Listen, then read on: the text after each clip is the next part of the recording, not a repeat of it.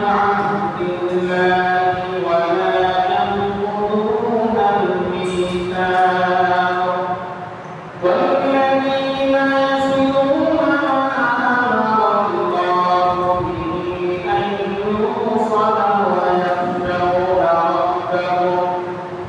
ويخشون ربهم ويخافون سوء الحساب والذين صبروا ابتغاء وجه ربهم وأقاموا الصلاة وأنفقوا مما رزقناهم سرا وعلانية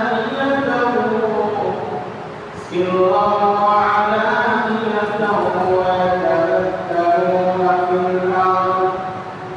في الأرض ويضربون بالحسنة السيئة أولئك لهم عقبى الدار صدق الله العظيم. وعن أبي هريرة رضي الله تعالى عنه عن النبي صلى الله عليه وسلم قال: من كان يؤمن بالله واليوم الآخر فليكرم ضيفه ومن كان يؤمن بالله واليوم الآخر فليصل رحمه ومن كان يؤمن بالله واليوم الآخر فليقل خيرا أو ليصمت أو كما قال عليه الصلاة والسلام.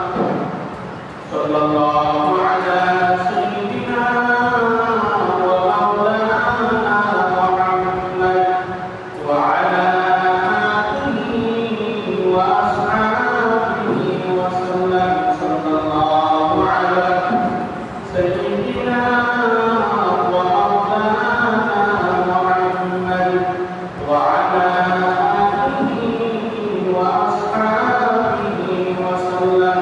بلغ العلا بكماله كشف الهدى بجماله أسلت جميع خصاله.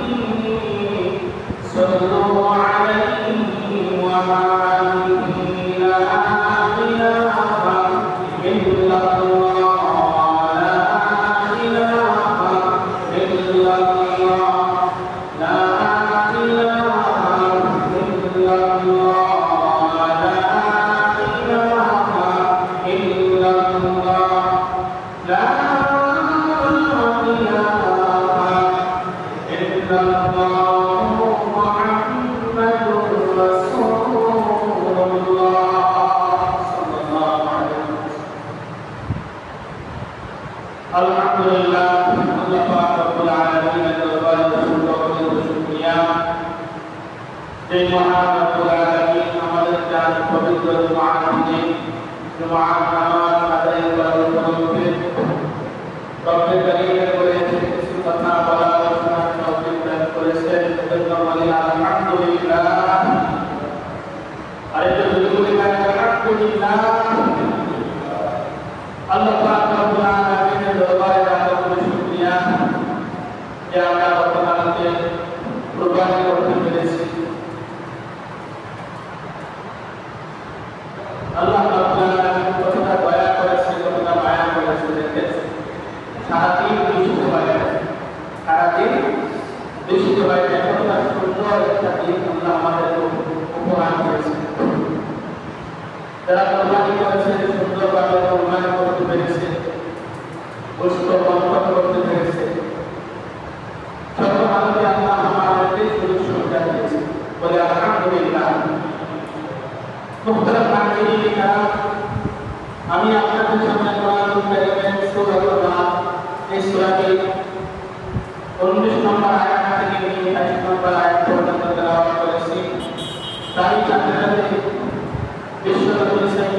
المرسلين خاتم النبيين محمد رسول الله صلى الله عليه وسلم وصحبه حديث المعنى থেকে সহি বুখারী শরীফে একটা হাদিস আমি আপনাদের সামনে পাঠ করেছি।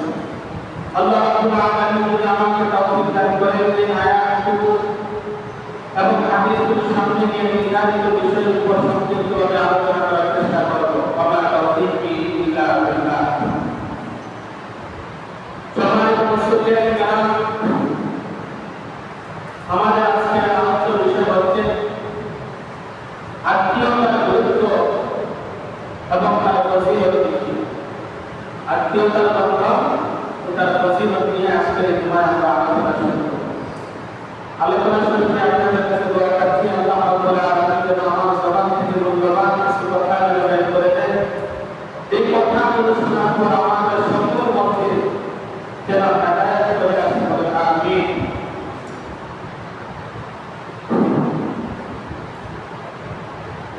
মুহতারাম নাজরীন ইকরাম, বলতে মোবাইল টাইম দেতা মোবাইল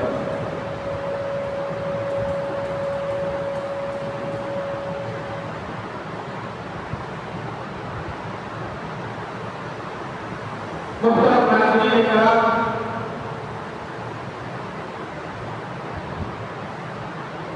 সমাজের মধ্যে তাকালে দেখা যায় চতুর্দিক দিয়ে শুধু স্বার্থের স্বার্থ ছাড়া কেউ কোনো কাজ করে না, কেউ কাউকে আপন করে দেয় না। কথা বলেন ঠিক কিনা? আপনার শ্বশুর শাশুড়ি আপনাকে মহাব্বত করে, এখানে একটা স্বার্থ রয়েছে। স্বার্থ কি? যে আপনি ওনার মেয়ের সঙ্গে সুন্দর আচরণ করবেন, সুন্দরভাবে বসবাস করবেন। এজন্য আপনার শ্বশুর শাশুড়ি পর্যন্ত আপনাকে মহাব্বত করে দেয়। দেখবেন আপনি ওনার মেয়ের সঙ্গে খারাপ আচরণ করেন, আপনার শ্বশুর শাশুড়ি আপনাকে পছন্দ করবে না, সম্পর্ক ভালো রাখার চেষ্টা করবে। তো ভাই, দুনিয়ার দিকে তাকালে দেখা যায় চতুর্দিক দিয়ে শুধু স্বার্থ আর স্বার্থ। কারোর সঙ্গে বন্ধুত্ব করতে হলে তাদের স্বার্থের দিকে আমরা দেখি, আত্মীয়তা করতে হলে আগে স্বার্থের দিকে আমরা নজর দিই। কথা বলে ঠিক কিনা? কিন্তু ইসলামের মধ্যে আছে নিঃস্বার্থে তোমরা মানুষের সঙ্গে সম্পর্ক করে দেবে। এই পৃথিবীতে যত মানুষ আছে আমরা সকলেই একজন আরেকজনের আত্মীয়, একজন আরেকজনের আত্মীয়। কিভাবে? আমাদের আদি পিতা হযরত আদম আলাইহিস সালাম এবং আমাদের আদি মাতা হযরত হাওয়া আলাইহিস সালামের আমরা সকলেই সন্তান। কথা বলেন ঠিক কিনা? এই সম্পর্কে আমরা সকলেই একজন আরেকজনের আত্মীয়। এছাড়াও আমাদের কাছে আত্মীয় আছে, প্রতিবেশী আছে, আমাদের দূরবর্তী আত্মীয় আছে, বন্ধু বান্ধব আছে। আমরা একজন আরেকজনের সঙ্গে আত্মীয়তা বন্ধনে আবদ্ধ। মুহতারাম নাজরীন ইকরাম, সে আত্মীয়তার বন্ধন টিকিয়ে রাখা অত্যন্ত জরুরি, দরকার। আত্মীয়তার বন্ধন বিচ্ছিন্ন করা একটা নিন্দনীয় এবং গুনাহের কাজ। ইসলামের মধ্যে আত্মীয়তার সম্পর্ক নিঃস্বার্থে বজায় রাখা অত্যন্ত জরুরি, স্বার্থ ছাড়া।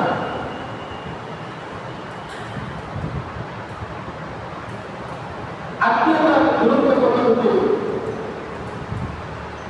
যারা আমরা একজন আরেকজনের সঙ্গে বন্ধুত্ব করি, অথবা এক পরিবার আরেক পরিবারের সঙ্গে আমরা বিবাহে আবদ্ধ হই,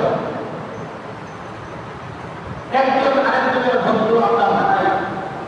এইভাবে আমাদের পাড়া প্রতিবেশীদেরকে আমরা বন্ধুত্ব দেখাই। সব বন্ধুত্ব, সব আত্মীয়তা বজায় রাখা দরকার। সব সম্পর্ক আপনি বজায় রাখতে হবে। আমার সেই সম্পর্ক বলতে অবৈধ সম্পর্ক হবে না। যে ছেলেকে অবৈধ সম্পর্ক করে এটা হারাম। এটা কি ভাই? হারাম। অবৈধভাবে রিলেশন করা, প্রেম করা, ওটা কি হারাম।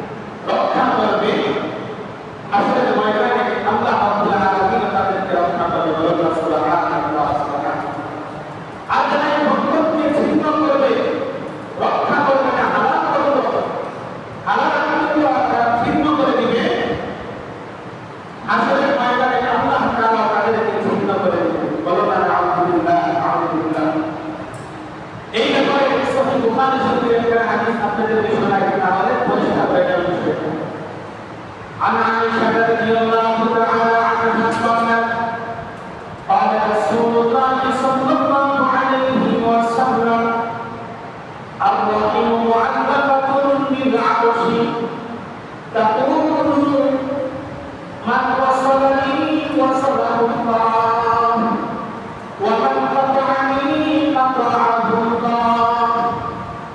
أما عائشة صديقة رضي الله تعالى عنها থেকে হাদিস বর্ণিত তিনি বলেন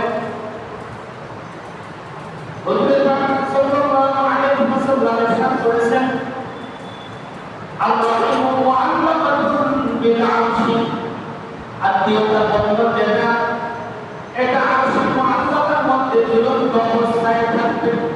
কি অবস্থায় থাকবে ভাই? ঝুলন্ত অবস্থায় আরশ মুআল্লাকার মধ্যে থাকবে। আসলে ময়দানে ওই বন্ধন যাকে বলতে ওই আত্মীয়তার বন্ধনটা রাখতে বলেন মান ওয়াসালানি ওয়াসালাহুল্লাহ। আল্লাহ আমাদেরকে রক্ষা করেছে আর আপনি তাদেরকে রক্ষা করেন। আমাদের আত্মীয়তার বন্ধন যারা দাঁড়িয়ে রেখেছে আর আপনি তাদেরকে আপনি রক্ষা করেন, তাদের প্রতি আপনি রহম করুন। ওমান কাতানি কাতাহুল্লাহ। আর যারা আমাকে ছিন্ন করেছে আপনি তাদেরকে ছিন্ন করবেন, তাদেরকে আপনি রক্ষা করবেন না। সহিহ বুখারীর হাদিস ভাই কতটা গুরুত্বপূর্ণ কথা যে আত্মীয়তার বন্ধন এটাকে আল্লাহ আরশের ময়দানে জবান খুলে দিবেন। আল্লাহ আমাকে যারা রক্ষা করেছে আমি কঠিন মুসিবতের দিন তাদেরকে আপনি রক্ষা করুন, বলুন সুবহানাল্লাহ। আর যারা আমাকে রক্ষা করে নাই আত্মীয়তার বন্ধন যারা ছিন্ন করেছে আর আপনি আপনার রহমত থেকে তাদেরকে ছিন্ন করে দেন, বলুন আলহামদুলিল্লাহ আলহামদুলিল্লাহ। তো ভাই আত্মীয়তার বন্ধন রক্ষা করার গুরুত্ব আছে কিনা যদি বলেন, দরকার আছে কিনা?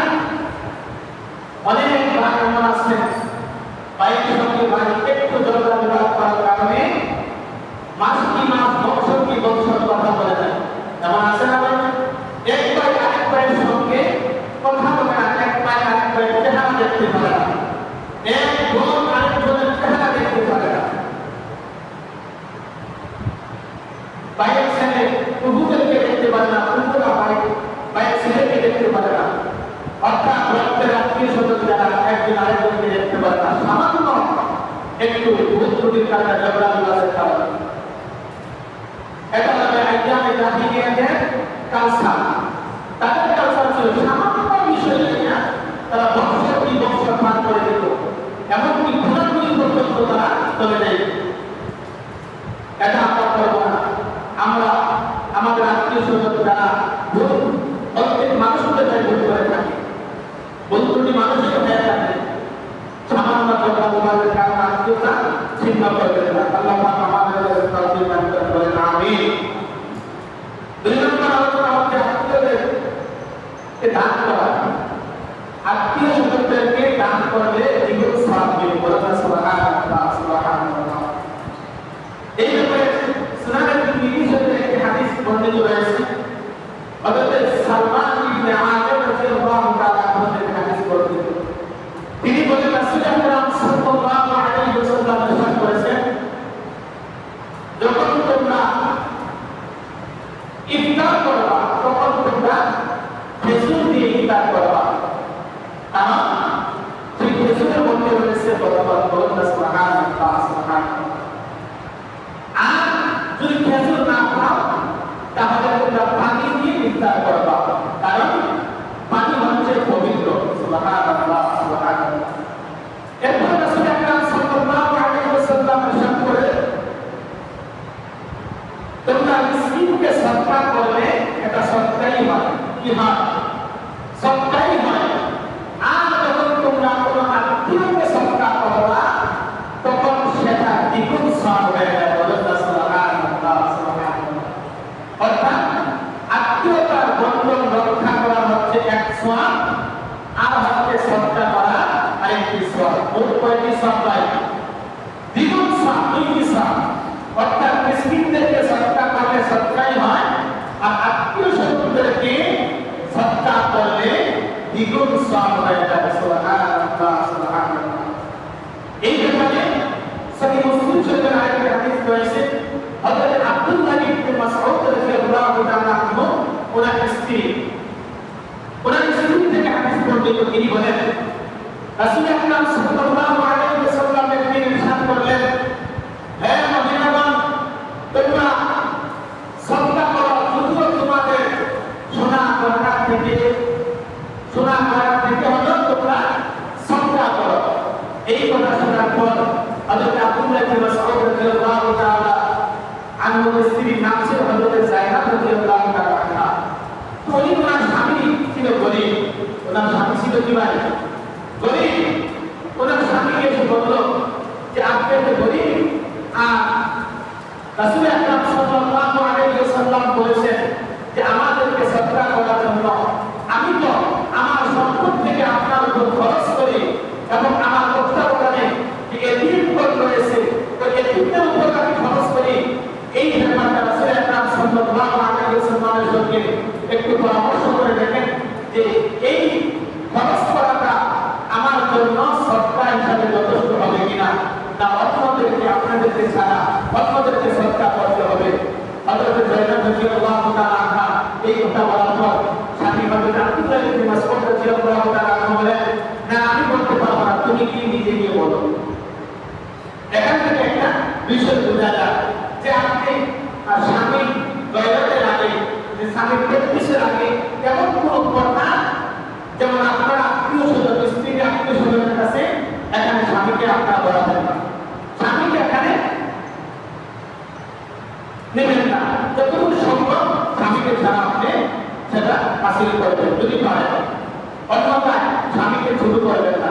এটা রাসূল আকরাম সাল্লাল্লাহু আলাইহি ওয়াসাল্লামের কাছে বলা ছোট, এটা আমি বলতেছি না। তবে এই যে নিজের গরীব, আমার স্ত্রী আমার উপর খরচ করে আমাকে দান করে, এটা বলতে কেমন লাগে।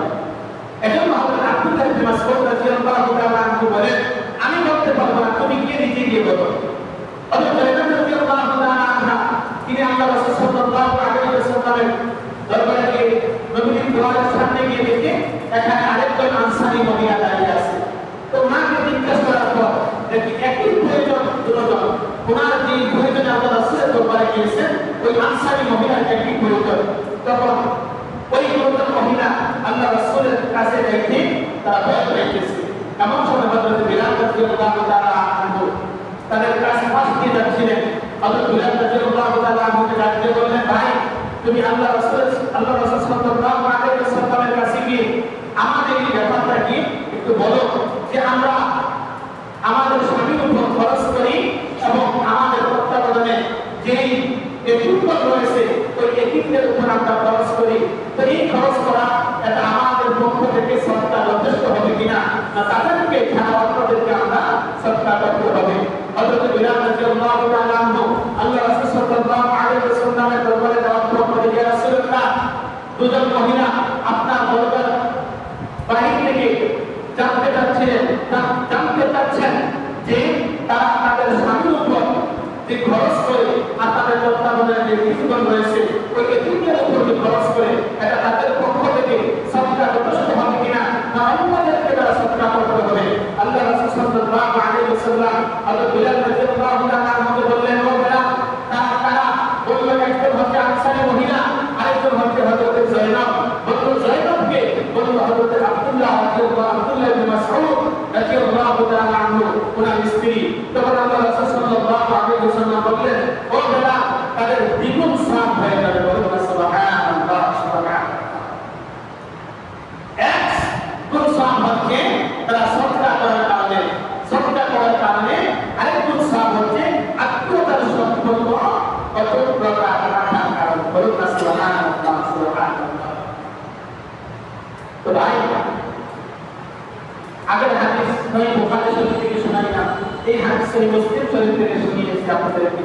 এই দুইটা হাদিস আমরা সামনে রাখলে দেখা যায় আত্মীয় স্বজনদেরকে পিছন দেওয়ার কোনো সুযোগ নাই।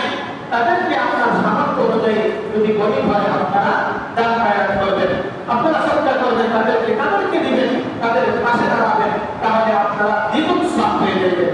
বলুন সুবহানাল্লাহ, সুবহানাল্লাহ। আমাদের প্রত্যেককে আল্লাহ রাব্বুল আলামিন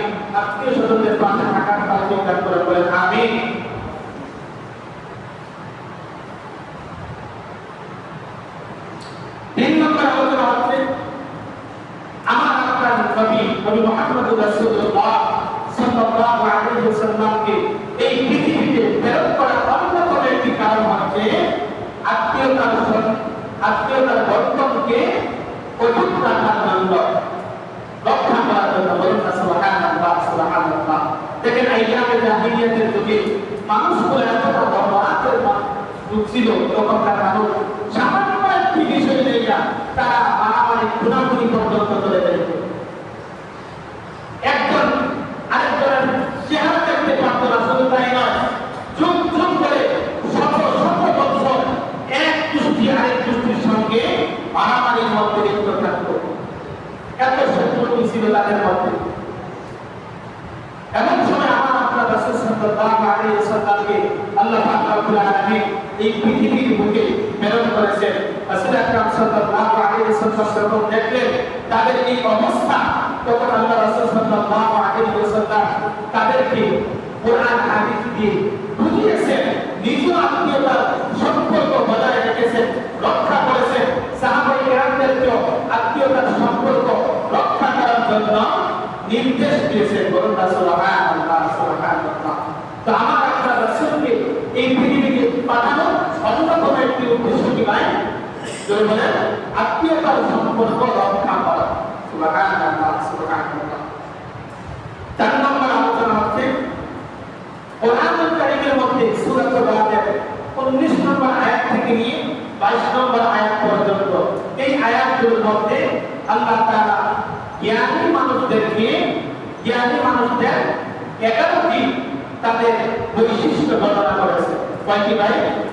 11টি বলার আমার সময় নেই, শুধু একটা। এই 11টি জ্ঞানী মানুষদের আলামত আল্লাহ রাসূল বলেছেন 11টি।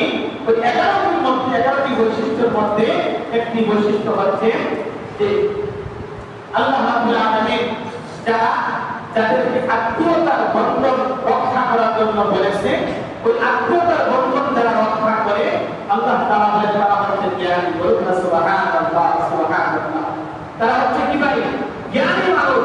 জ্ঞানীদের বৈশিষ্ট্য 11টি বৈশিষ্ট্যের মধ্যে একটি বৈশিষ্ট্য হচ্ছে আত্মীয়তা। আল্লাহ তাআলা যাদেরকে বলেছেন আত্মীয়তার বন্ধন তোমরা অটুট রাখো, রক্ষা করো। যারা এই আত্মীয়তার বন্ধন অটুট রেখেছে, রক্ষা করেছে, তারা হচ্ছে আল্লাহ কোরআনের ভাষ্য অনুযায়ী তারা হচ্ছে কি ভাই? জ্ঞানী মানুষ। সুবহানাল্লাহ, সুবহানাল্লাহ।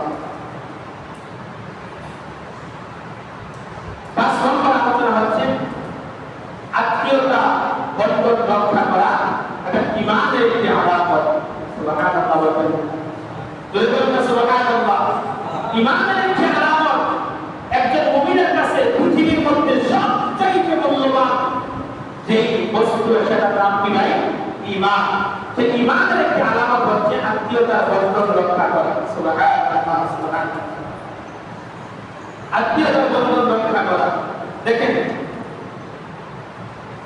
রাসূল আকরাম সাল্লাল্লাহু আলাইহি ওয়াসাল্লামের সাথে সহিহ বুখারী মুসলিম শরীফের হাদিস عن ابي هريره رضي الله تعالى عنه عن النبي صلى الله عليه وسلم قال من كان يؤمن بالله واليوم الاخر فليكرم ضيفه।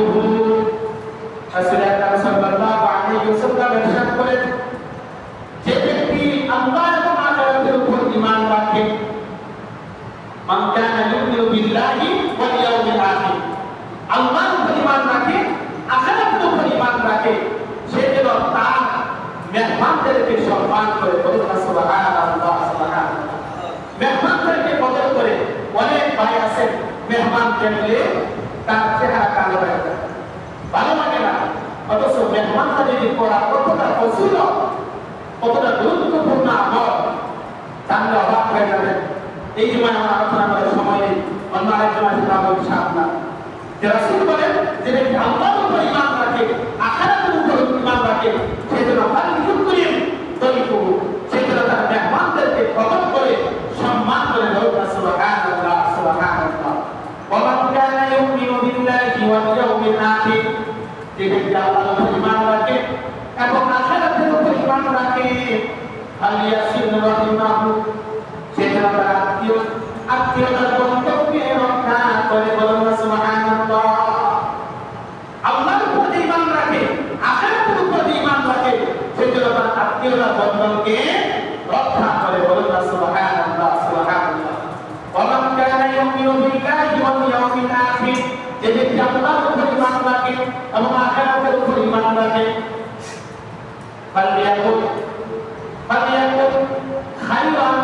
আউলিয়াসমুত, সে যেন ভালো কথা বলে অথবা চুপ থাকে, ভালো কথা বলে অথবা চুপ থাকে।